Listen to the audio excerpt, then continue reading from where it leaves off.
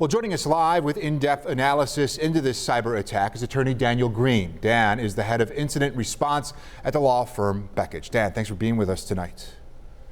All right, let's dive right into this. How does a ransomware attack happen? Let's start there. Jeff, it's probably easiest to think of it just like an invasion of your home. The bad guy can figure out whether maybe there was a window that you meant to fix that was left open, or trick somebody into giving them a key. Here, the bad guys are just looking for a vulnerability to exploit somewhere in the digital network, or they may trick somebody into providing them the credentials they need in order to access the network and start wreaking havoc. Well, this happened back on Friday for Buffalo Public Schools. How does an organization properly now respond to an attack like this and then, I guess, prevent it from happening again, Dan?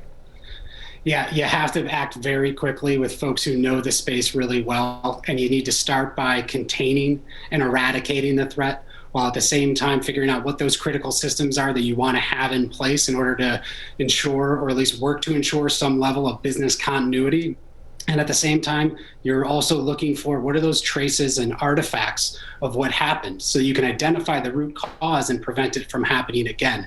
So it's really a number of things need to be addressed in parallel very quickly, and working with folks who know the space very well. Broadly speaking, these attacks seem to be happening more and more frequently. Why is that?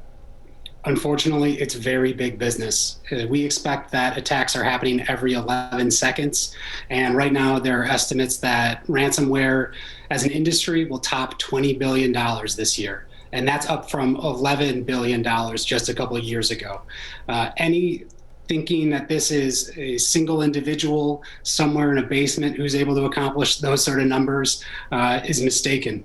It's a very sophisticated industry, and it's a reason why there is now so much effort to make sure the appropriate safeguards are there to avoid a ransomware attack or respond effectively.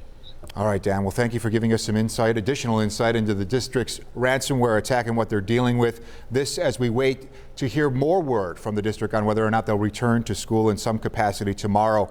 And in the interest of full disclosure tonight, we do want to let you know that Dan is Ashley's husband.